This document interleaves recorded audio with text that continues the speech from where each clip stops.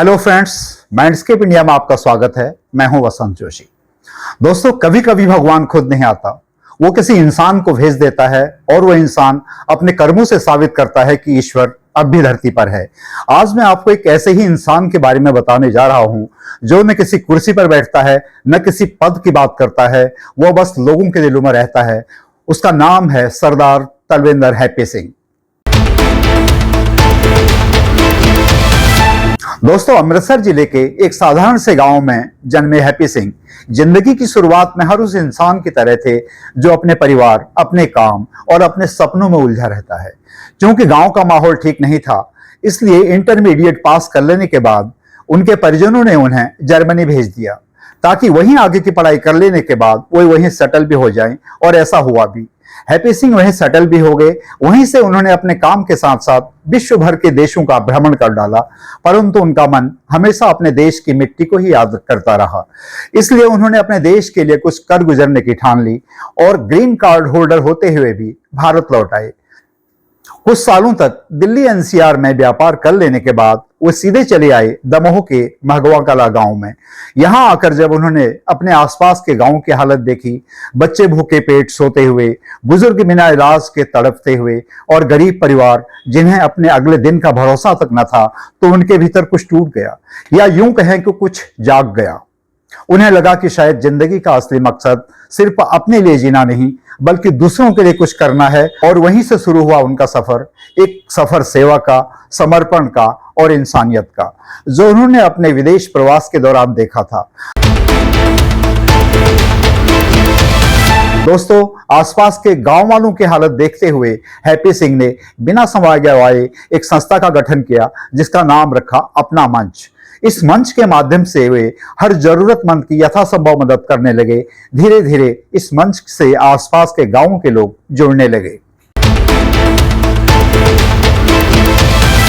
दोस्तों, हैप्पी सिंह और उनकी छोटी सी टीम अब गांव गांव घूमती है। जहां कोई भूखा है वहां राशन पहुंचाती है, जहां कोई बीमार है वहां दवा और डॉक्टर लेकर जाती है, और जहां कोई अकेला है वहां वह एक मुस्कान लेकर पहुंचते हैं। किसी के घर में आटा नहीं होता तो वो थैला लेकर पहुंचते हैं। किसी की मां के पास दवाई के पैसे नहीं होते तो वो खुद डॉक्टर लेकर आते हैं। यदि कोई गर्भवती महिला विपिन्न अवस्था में है तो उसके लिए भोजन और दवाओं की प्रचुर व्यवस्था करते हैं।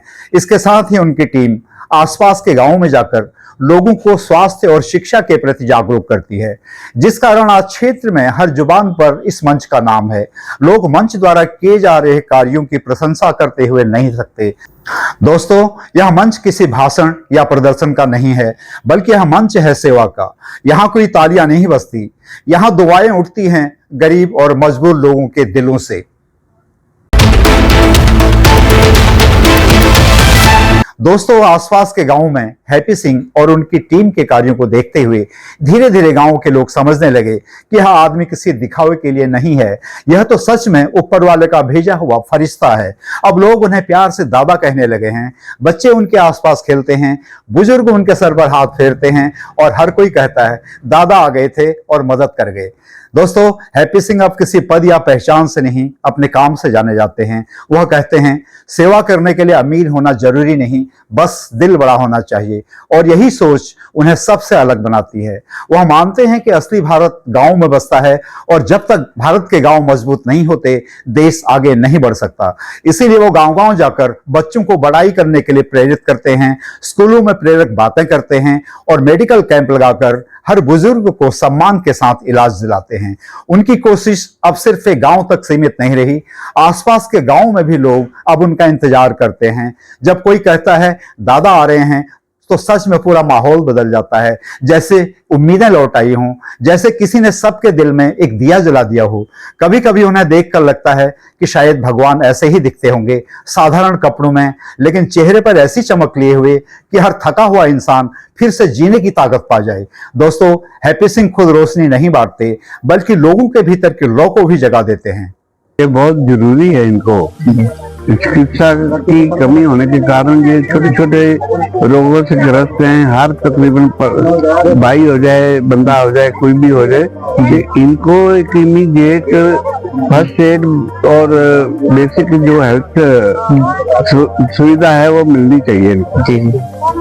कि कुछ ये खुद लोग आलसी है, नहीं जा पाते, पैसे की कमी के कारण भी नहीं जा पाते जी, साधनों की कमी के कारण नहीं जा पाते जी। लेकिन हमने इसी ये सोच के मुझे अब पहला हमारा स्वास्थ्य शिविर लगा है जी। डॉक्टर राय साहब हैं हमारे, नामी डॉक्टर साहब हैं हमारे जिले के, इनकी अध्यक्षता में ये हेल्थ कैंप शुरू हुआ है।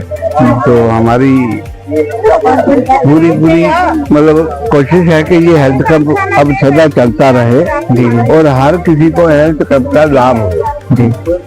ये हम इनकी सेवा में हमेशा लगे रहेंगे अपने गाँव वासी। दोस्तों, देखा जाए तो हैप्पी सिंह सिर्फ एक नाम नहीं है, वो एक प्रेरणा है। उन्होंने यह साबित कर दिया कि अगर एक इंसान ठान ले तो वो अकेला भी समाज की तस्वीर बदल सकता है।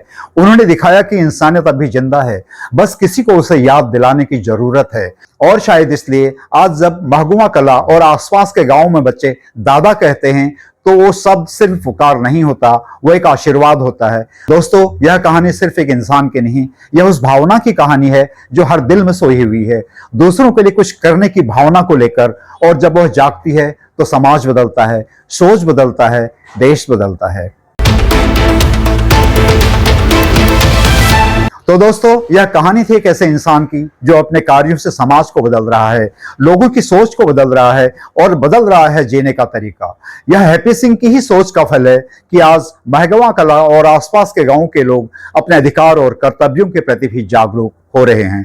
तो दोस्तों, बहुत जल्द आपसे फिर मुलाकात होती है एक ऐसी ही स्टोरी के साथ। तब तक अपना ख्याल रखिए। जय हिंद, जय भारत।